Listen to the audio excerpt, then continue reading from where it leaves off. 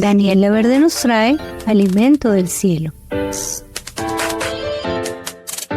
Hola mis queridos amigos, bienvenidos a este estudio de la carta del apóstol Pablo a los Gálatas. Ya vamos llegando al final de nuestro estudio.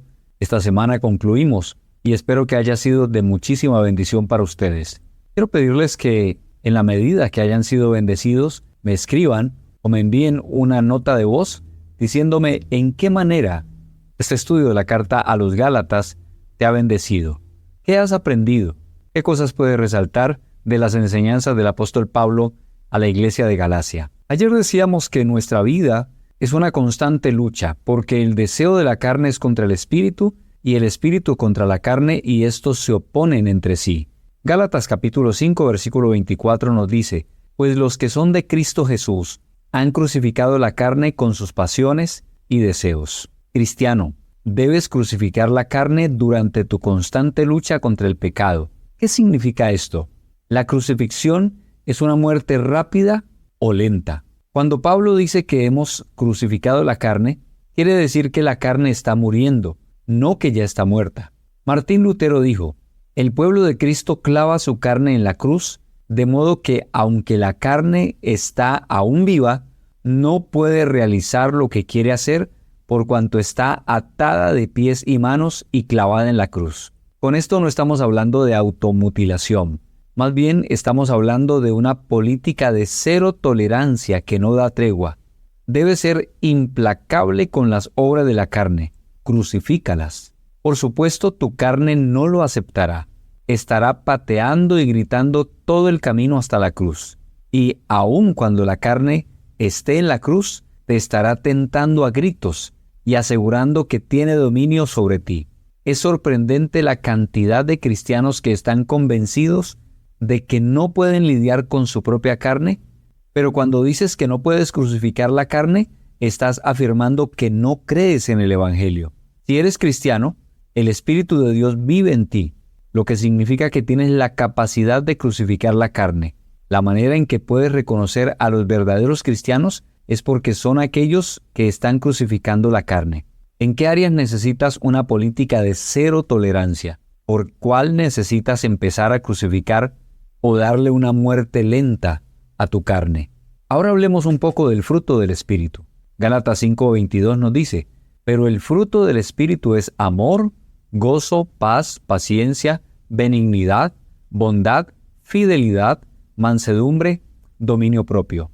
La segunda marca en la vida de una persona que vive por el Espíritu es que el fruto del Espíritu crece. Hay una diferencia entre las obras de la carne y el fruto del Espíritu. Fíjate bien que la carne produce obras. Estamos hablando de que no podemos, por las obras de la ley, las obras de la religión, las obras que hacemos todos los días, entrar al cielo o agradar a Dios. Pues lo que produce la carne son obras, y ya el día de ayer vimos cuáles son las obras de la carne. Pero el Espíritu produce fruto. El Espíritu produce un fruto que brota del interior, no es fabricado. Este es el fruto del Espíritu, no de la ley. Si preguntaras, ¿cómo obtengo más amor, gozo y paz en mi vida? ¿Cómo puedo aumentar el dominio propio?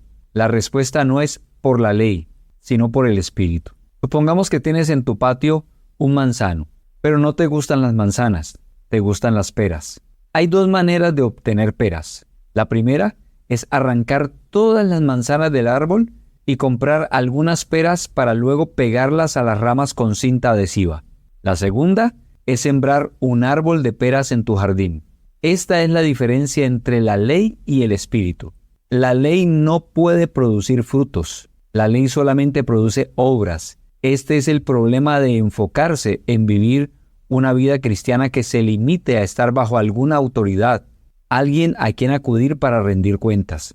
Esto puede ser de ayuda para frenar el pecado, pero no tiene el poder para producir fruto. Este enfoque produce cristianos que no tienen vida en sí mismos y simplemente están tratando de imitar la vida que ven en alguien más. Son como flores de plástico. El Espíritu Santo producirá buen fruto en tu vida. Jesús dijo: yo soy la vid, ustedes son las ramas. El que permanece en mí, ese da mucho fruto. ¿Cuáles son algunos de los frutos que has visto crecer en tu propia vida?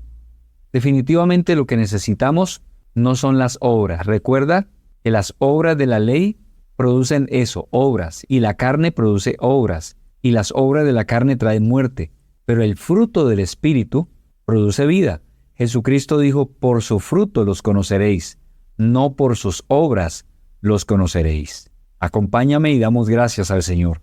Padre, gracias te damos en el nombre de Jesús por enseñarnos que no podemos vivir una vida cristiana basados en las obras, ni por la ley, ni siquiera por la religión, ni siquiera por aquellas cosas buenas que hacemos, porque no podríamos agradarte solamente por nuestro esfuerzo humano.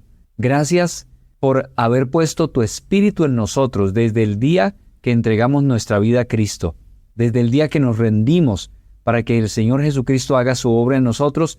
Ese día el Espíritu Santo vino para guiarnos a toda verdad.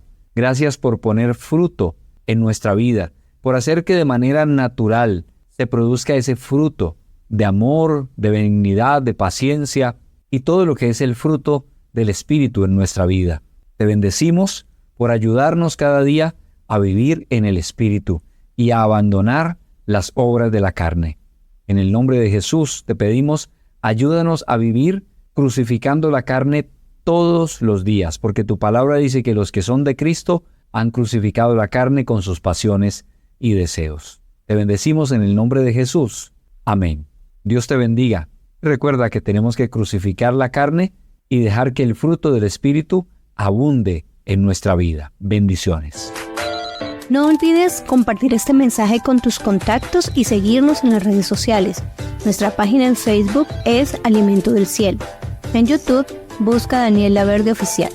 Y escríbenos al correo electrónico alimentodelcielo777@gmail.com.